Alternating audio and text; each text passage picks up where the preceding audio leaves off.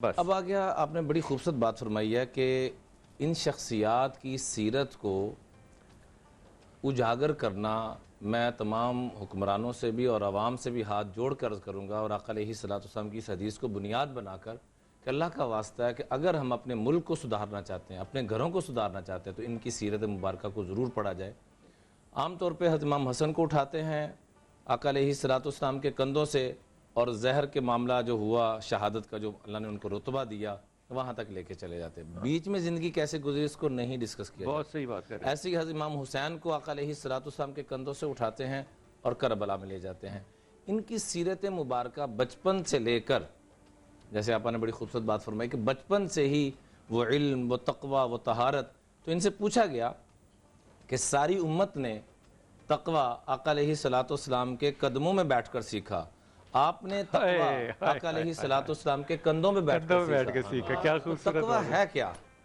واہ، آپ نے کندھوں پہ بیٹھ کر سیکھا کیا بات۔ اور امت نے قدموں میں بیٹھ کر سیکھا۔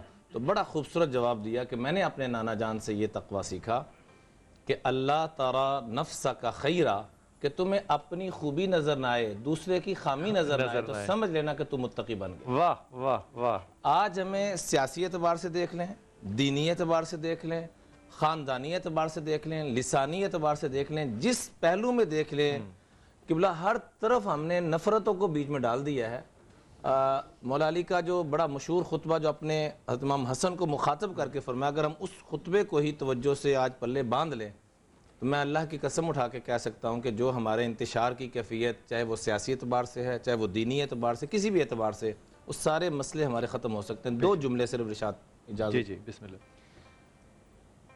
مولا علی فرما رہے ہیں یا حسن، ان کو مخاطب کیا اور ان کے صدقے سے اپنی تمام اہل بیت اطہار کو شامل کیا اور میرے آپ جیسے غلاموں کو بھی بیچ میں شامل کیا۔ ہماری خوش قسمتی وہ چونکہ گھرانہ ہی سخیوں کا گھرانہ ہے، تو کیا کہا، جن کے صدقے سارا کچھ پوری امت کو مل رہا ہے، فرمایا یا حسن وجمیع ولدی ومن بلغہ بکتابی، اے میرے بیٹے حسن اور تمام میرے اہل بیت اطہار، قیامت تک آنے والی میری نسلوں، اور جو ہمارے غلام ہیں، ہمارے ماننے والے ہیں، ہم پہ جان نچھاور کرنے والے ہیں، میں سب کو دو چیزوں کا حکم دیتا ہوں، علیکم بتقوی اللہ، اللہ کا تقوی اختیار کرنا۔ اور تقوی کی تشریح میں نے عرض کر دی کہ آج کے بعد ہم نے نیت کرنی یہاں بیٹھ کر اس مبارک دن پہ، اپنے آپ کو بھی تو مبارک بنائیں بے شک کہ آج کے بعد ہم نے ان کی نصیحت پہ عمل کرتے ہوئے اپنی خامیوں کو دیکھنا ہے، دوسروں کی خوبیوں کو دیکھنا ہے۔ دوسری بات فرمائی ان صلاح ذات البین، آپس کی صلح، آپس کا جوڑ، آپس کی محبت، افضل من عامت الصلاۃ والصیام، جتنی بھی عبادتیں ہیں ان سب سے بڑھ کر اللہ کے ہاں اس کا مقام ہے۔ اور دیکھیں کہ اپنی ساری جوڑنا، محبت، نفرت نظر نہ آئے، چاہے وہ میاں بیوی ہیں، جو اہل بیت کا ماننے والا، اللہ کی قسم اس کی ابتدا اس کے گھرانے سے ہوگی۔ ہم پوری امت میں تو جوڑ پیدا کر رہے ہیں، کیا اپنے گھر میں بھی جوڑ پیدا کر رہے ہیں؟ پوری امت میں جوڑ پیدا کر رہے ہیں، کیا اپنے محلے میں بھی وہ محبت پیار نظر آ رہی ہے؟ شاہ صاحب کو شامل کر لو۔ شاہ صاحب ویسے آپ کا شامل ہونا نا روایت ہے، کیونکہ ان دونوں نے ان کا حق، ان کا بات کرنا امام پہ، ان کا حق ہے حضرت، ان کا نہیں، پوری انسانیت کا حق ہے، پوری انسانیت کا حق ہے، کیونکہ انسانیت کے بغیر کچھ بھی نہیں ہے، کچھ بھی نہیں ہے۔ وہ آپ سید کے ناطے آپ یہ بات کر رہے تھے، بے شک، بالکل، کہ میرے تو گھر کی بات ہے، آپ کے تو گھر کی بات ہے۔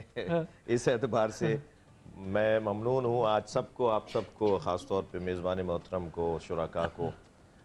بلال بھائی بہت ہی دل سے اور دل کی گہرائیوں سے محفل سجاتے ہیں۔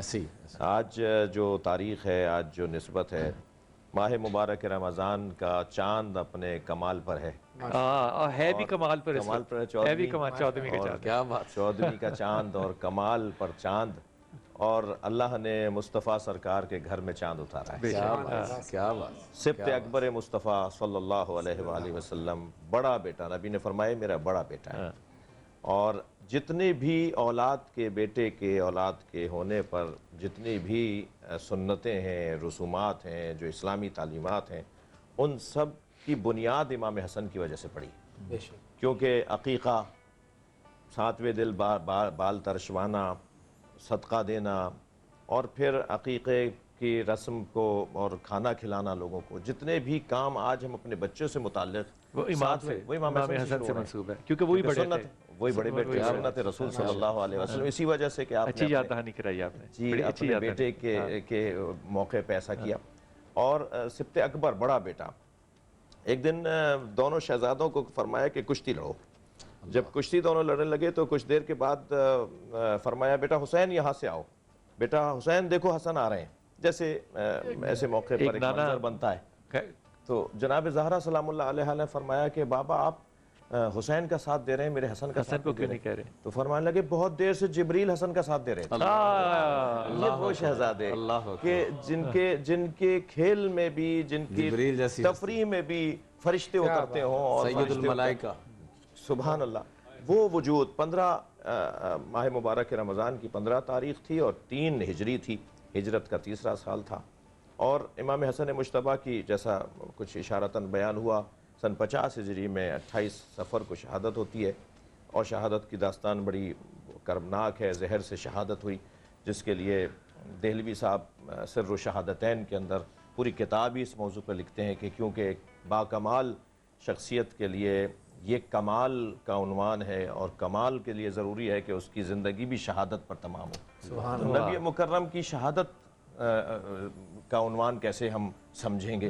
تو فرمایا کہ نبی کے 2 بیٹے، تو شہادت کسی کو اگر نصیب ہوتی ہے اور موقع ملتا ہے اور اس کو یہ اعزاز ملتا ہے تو یا زہر سے یا تلوار سے مارا جاتا ہے۔ تو ایک بیٹے کو زہر سے مارا گیا، ایک کو تلوار سے مارا گیا، تو دونوں کی شہادتیں گویا نبی کی شہادت۔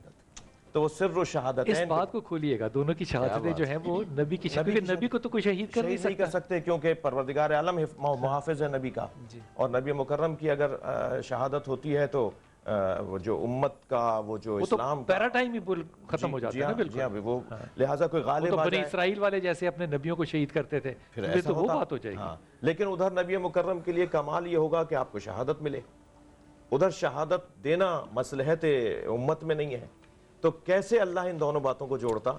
اللہ کی حکمت اور اللہ کا جو فیصلہ وہ یہ کہ ان دونوں بچوں کو، جن کے لیے فرمایا کہ ریحانتین، یہ دونوں میرے پھول ہیں، فرمایا کہ میں اچھا میرے دماغ میں نا سوال پیدا ہو رہا تھا، شاہ جی معذرت چاہتا ہوں آپ کے بارے میں سوچ رہا تھا میں آپ سے بھی پوچھوں گا کہ بیٹے تو علی کے ہیں، رسول کیوں بار بار کہہ رہے ہیں میرے بیٹے؟ سبحان اللہ، اتنا حسین عنوان ہے بلال بھائی، اور یہ شاید امت کے بہت سارے لوگوں کی الجھن دور کرے گا کہ نبی میں مکرم، وقفہ لے لوں جی واپس آ کے آپ اس کو وہ بھی ضروری ہے، وہ بڑا ضروری ہے، لیکن یہ بات میں آپ سے نا 10 بدس درس کر رہا ہوں، یہ باتیں جو ہے نا یہ صرف شبوں کے اوپر یا دنوں کے اوپر یا رمضانوں تک نہیں رہنا چاہیے۔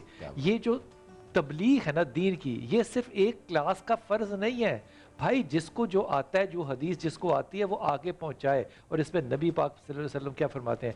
جس نے میری بات کو آگے بتایا اللہ اس کے چہرے کو روشن رکھے گا۔ بخاری شریف۔ آپ کیوں اور ہم کیوں نہیں چاہتے کہ ہمارے چہرے جو ہیں وہ ان کے ذکر سے، ان کے تذکرے سے روز قیامت بھی روشن ہو؟ وقفہ لیتے ہیں، واپس آتے ہیں۔